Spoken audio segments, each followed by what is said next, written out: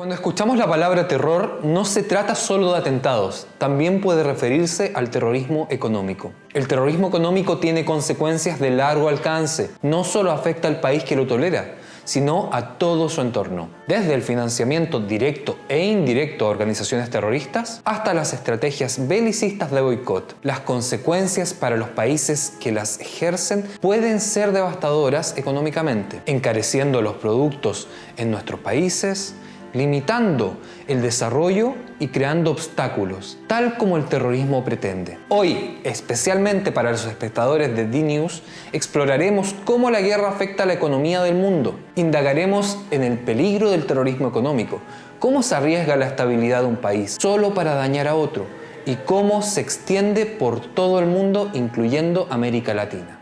Mi nombre es Roberto Spindel, nací y crecí en la Ciudad de México. Emigré a Israel hace casi 40 años y me dedico la mayor parte de mi vida profesional a temas de desarrollo económico local, pequeñas empresas y en los últimos años a la promoción de negocios entre empresas israelíes y mercados latinoamericanos y viceversa.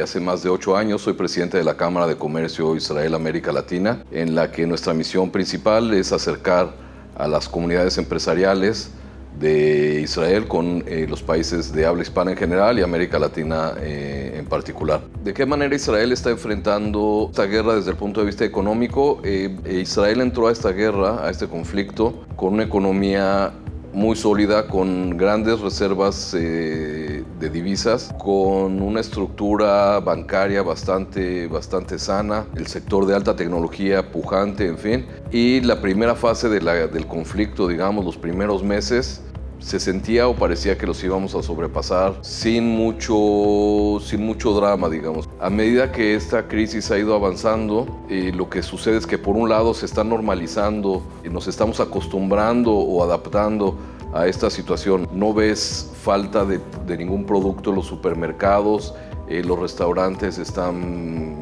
a reventar, en fin, la economía de cierta manera está activada, el desempleo no es tan grande como lo esperábamos, pero por otro lado sabemos, todo el mundo sabe que al final del día alguien va a tener que pagar por todos estos gastos que este conflicto está causando.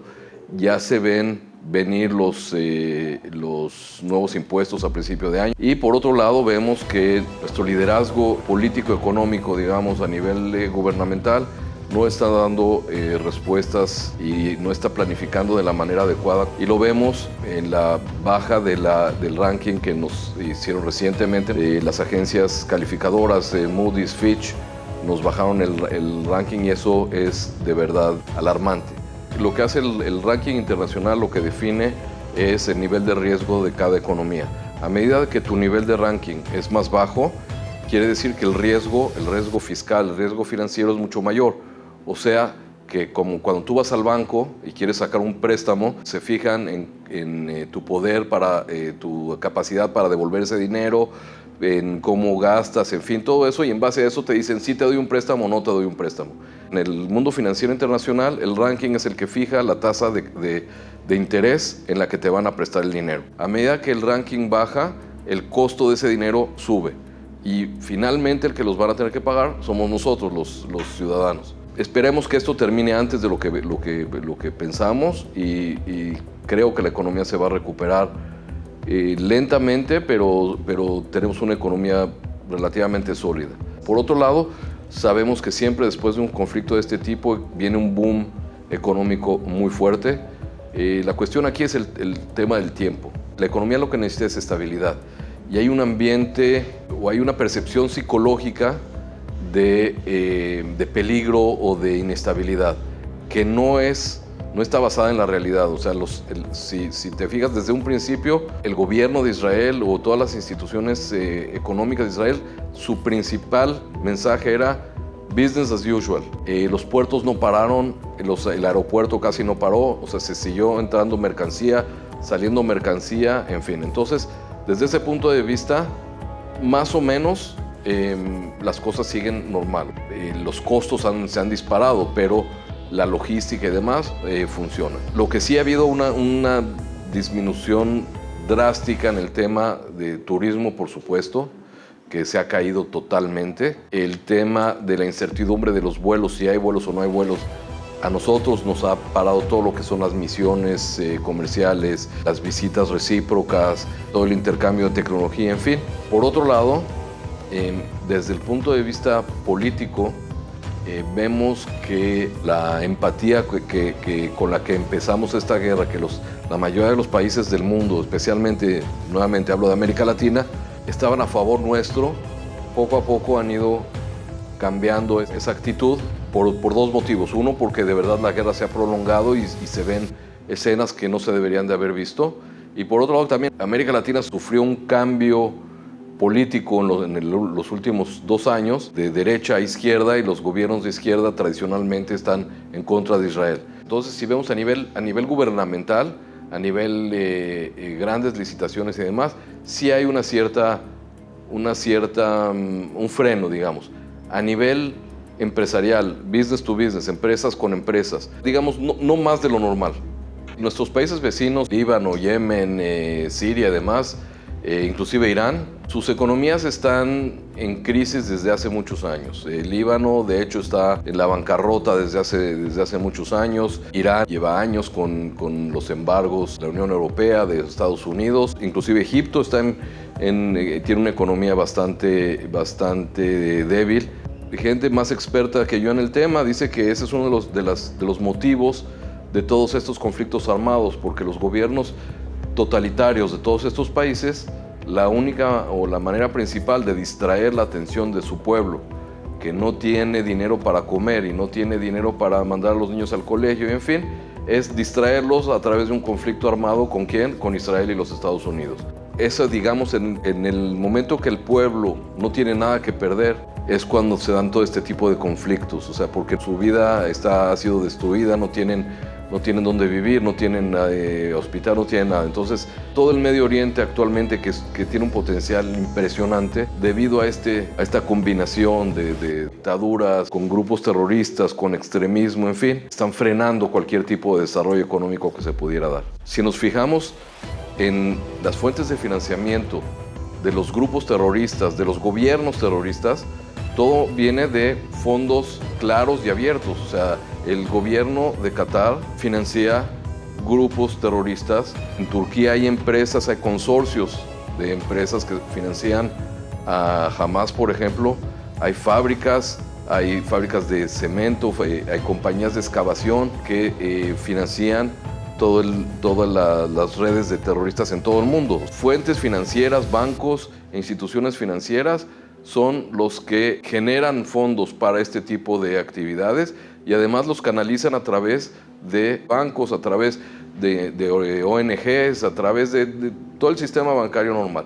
De hecho, uno de los objetivos o una de las estrategias para contraatacar al terrorismo es no necesariamente a través de armas, sino cortándoles su base de abastecimiento de dinero. Las sanciones que hace el gobierno de Estados Unidos hacia bancos o hacia instituciones financieras iraníes o inclusive de Qatar o de otros países, esa es una manera de cortar los fondos. La manera de financiar el armamento es, por un lado, a través de todos estos túneles financieros por los que manejan, y son gobiernos, repito, como Qatar, como en muchos casos China, inclusive Rusia, que abastecen de armas a toda esta zona. Es una manera de mantener una economía paralela, digamos. Cuando se habla del Medio Oriente hay que verlo no como una región homogénea, sino como muchos países y muchas economías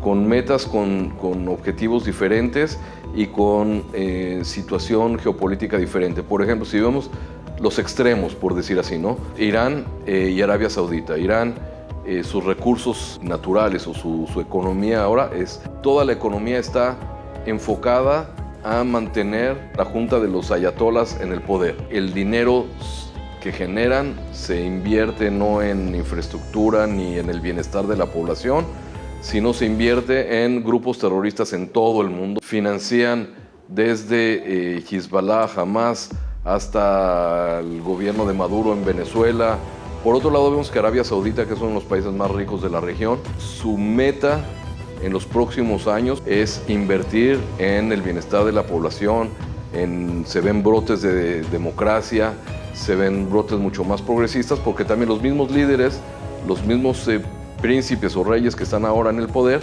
son mucho más progresistas y invierten en infraestructura y se dan cuenta que el petróleo se va a acabar un día de estos. Lo mismo sucede en los Emiratos. Los Emiratos se manejan como si fuera una corporación, no como un país. Y el dinero que invierten es una inversión para el bienestar de la población. Por supuesto, las guerras en el Medio Oriente siempre han tenido un impacto global más allá de lo que ocurre acá, porque hay muchos intereses, digamos, yo lo veo como dos bloques, ¿no? O sea, esto dispara muchos sentimientos dentro de bloques económicos, políticos y demás. De un lado, Estados Unidos, Europa, digamos el bloque occidental, frente al bloque de los países árabes, Rusia, China y demás. Entonces, el impacto es inmediato a nivel mundial. A nivel económico, lo que afecta principalmente son los canales de transporte, todo lo que sucede en el Golfo de Adén, de la parte de los países del Golfo, Yemen y demás, en el que hay ataques a los barcos, todo el tema de transporte en la zona se ha visto afectado. Vemos los precios de los contenedores se han disparado, en fin, los seguros, todo eso afectado a nivel mundial. La economía israelí está muy enfocada hacia Europa y los Estados Unidos, que son los clientes y los socios comerciales más importantes de Israel. Entonces, dependiendo quiénes son los compradores, dependiendo quiénes son la gente que está del otro lado, es la manera en que afecta. Poco a poco nos hemos dado cuenta que las empresas, los empresarios, se las arreglan de todas maneras para triangular ese tipo de comercio, manda la mercancía a Grecia y de Grecia la mandan para acá. Por supuesto que todos los productos suben de precio, pero siempre hay una manera de arreglarse. Y lo que sí es que va a haber la sociedad israelí, que siempre fue una sociedad muy igual, muy pareja, una clase media muy amplia. Lo que sí se puede dar es que empiecen a haber diferencias sociales, disparidades sociales y más gente pobre que no puede cubrir su canasta básica, digamos. Porque este conflicto era, digamos, medible. Estamos acostumbrados a este tipo de conflictos en que tardan 1 mes, 2 meses, 3 meses. Estamos por cumplir 1 año en el que por primera vez en el país hay toda una franja geográfica que está bajo guerra, que hay desplazados, que gente no vive en sus casas, que no sabemos cuál va a ser el precio o el costo cuando esta gente vuelva a sus casas, no sabemos la medida de destrucción. En fin, va a haber un montón de signos de interrogación. Si en el pasado podíamos tener el lujo de posponer o de diferir estos problemas, estas crisis para años adelante, pienso que en esta ocasión no tenemos ese lujo, sino que hay que dar soluciones ya. Hola, me llamo Leonardo Leo Leiderman, argentino, oriundo de la ciudad de Córdoba, y al concluir el colegio secundario vine a Israel, becado a la Universidad Hebrea de Jerusalén, donde estudié mi licenciatura de Ciencias Económicas. Y de ahí me fui también becado a la Universidad de Chicago, en Estados Unidos, para hacer el doctorado. Cuando terminé el título de doctorado en la Universidad de Chicago, volví a Israel, a la Universidad de Tel Aviv. Y bueno, de ahí profesor durante bastantes años. Soy también el asesor económico principal del Bank Hapoalim, es el banco comercial más grande de Israel. En el pasado tuve un cargo alto en el Banco Central de Israel, donde fui el economista jefe, digamos, del Banco Central. Israel está enfrentando una guerra en este momento muy distinta a otras guerras que hemos tenido. El factor principal que es diferente es el tiempo que está tomando. La guerra de 6 días fue 6 días. La guerra de Yom Kippur, si no me equivoco, fue algo así como 2 semanas. Hubo la guerra del Líbano, número 1, número 2. Fue cuestión de semana o semanas.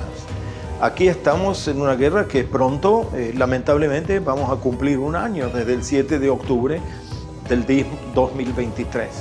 Entonces, esa es una característica que digamos causa mucho más daño y más vulnerabilidad a la economía de Israel.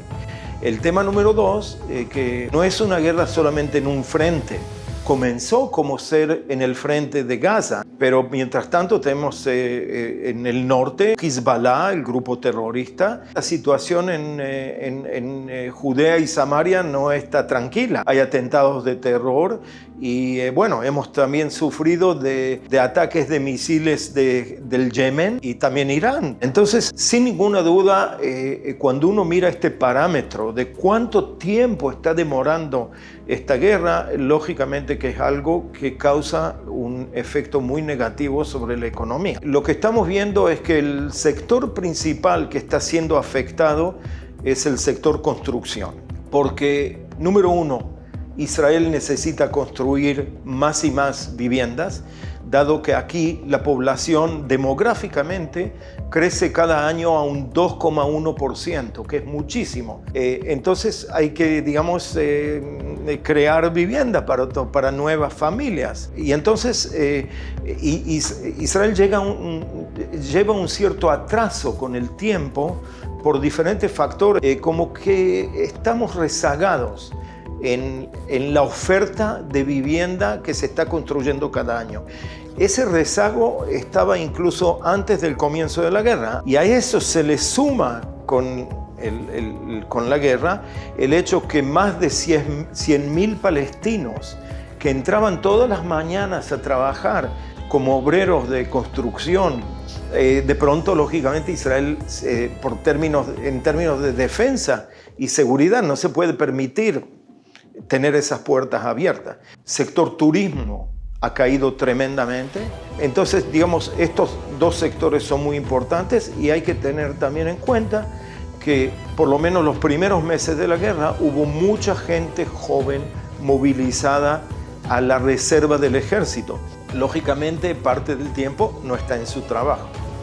Y a eso le agregamos otro grupo de la sociedad israelí que está lógicamente sufriendo muchísimo, y son las poblaciones que están cerca del límite en el norte, en el Líbano, y ciudades y poblaciones y kibbutz en el sur del país. Gran parte de esas poblaciones han sido evacuadas, están hoy en día en vivienda temporaria, como por ejemplo en hoteles, que el gobierno los está financiando. Esto repercute en la economía de Israel en una caída en el nivel de actividad. La economía de Israel en tiempos normales crece cada año en términos reales un 3,5% por año, que es muy bueno, es mucho más alto que Estados Unidos y también que Europa. En este momento, si comparamos el segundo trimestre de este año con el nivel del Producto de Israel, el mismo trimestre el año anterior, el producto cayó del sector privado casi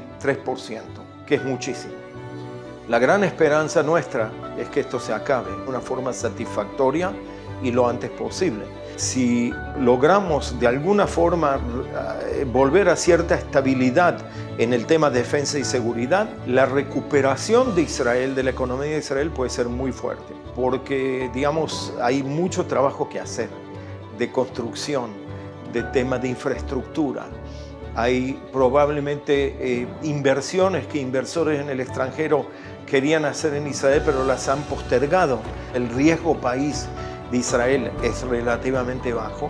Entonces Israel, aunque ha subido, pero Israel puede darse el lujo de decir: estoy en guerra, no tengo otra alternativa que emitir bonos, pedir prestado dentro de Israel, fondos de pensión, compañías de seguro y del extranjero, no solo de las comunidades judías, sino también en Wall Street. De nuevo, mientras más corta sea la guerra, digamos, mejor va a ser la situación el día después de la guerra, que tengamos que enfrentar cómo pagar esas deudas. Y sin ninguna duda va a tener que haber en algún momento una suba de impuestos y una baja en aquellos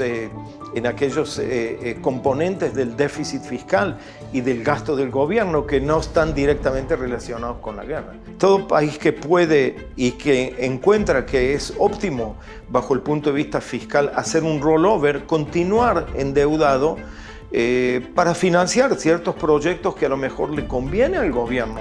Tomar esa deuda e invertir en caminos, carreteras, escuelas, que pueden tener una tasa de retorno muy importante bajo el punto de vista económico y social. En conclusión, lo que puedo decir es que la economía de Israel está teniendo cierta fortaleza en general, y nosotros los economistas atribuimos eso a las condiciones iniciales, condiciones macroeconómicas iniciales al comienzo de la guerra, ¿no? Y entonces puede enfrentar eso en una forma mucho más saludable que otros países. La acusación de que Israel es un estado de apartheid no tiene fundamento. Israel es uno de los principales proveedores de sustento para la mayoría de las familias y países árabes vecinos. El sector de la construcción en el Medio Oriente se basa en colaboraciones de concreto, de arena, conocimientos, tecnología y mano de obra. Veamos cómo al final todos terminan siendo afectados por el terrorismo económico. Israel, sus vecinos y sobre todo los residentes árabes, quienes en gran parte dependen de esta fuente de ingresos. Hola, ¿qué tal? Yo soy Isaac Gurvich, soy el director general de la Cámara de Construcción de Israel. Estoy acá trabajando en la Cámara hace 19 años. Estoy encargado de todo lo que es la parte de trabajadores, acuerdos de trabajo, economía e impuestos. El sector de la construcción fue muy afectado desde el 7 de octubre por el hecho de que teníamos 75.000 trabajadores palestinos trabajando en Israel para la construcción y de un día de repente dejaron de llegar.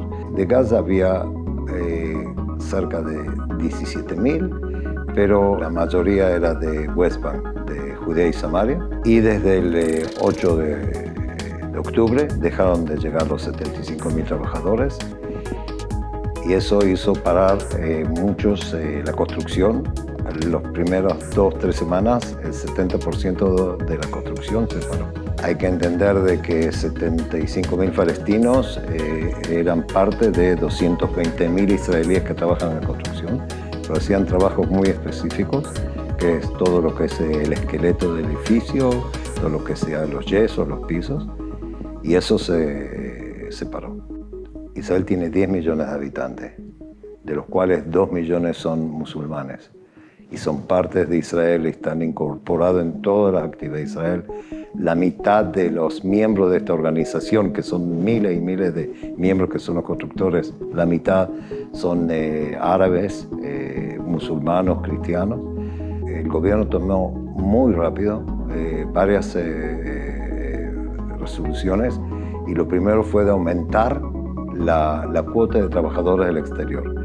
Teníamos en Israel, antes del 8 de octubre, 20.000 trabajadores del exterior, de China, Moldova, y ahora el gobierno muy rápido permitió subir la cuota para compensar todo lo que han dejado los palestinos. Lentamente ya estamos trayendo y ya tenemos cerca de 50.000 trabajadores del exterior, de China, India, Moldavia, Sri Lanka, Uzbekistán y Ucrania. Eso es un problema serio porque los trabajadores del exterior cuestan más por todas demandas que hay y decretos del gobierno. Y es evidente que los constructores están perdiendo o están ganando mucho menos de lo que ganaban antes, pero en el futuro eso se va a estabilizar. Un trabajador que viene del exterior y trabaja acá recibe por lo menos $3.000 neto por mes. Es por eso es que es fácil de atraer a esa gente. Con respecto a los palestinos, la pérdida es muy grande, una pérdida de $1 billón de income, de entradas únicamente de la construcción. Hay 220.000 israelíes trabajando en la construcción, la mitad son judíos, la otra mitad no son judíos. El problema fue que en el momento de guerra crea una necesidad muy grande de control, que es una necesidad muy difícil. Y eso es lo que está frenando por el momento la entrada de esos trabajadores. Los constructores quieren trabajar otra vez con los palestinos, aprecian mucho el trabajo de los palestinos, pero por este momento no creo que sea posible.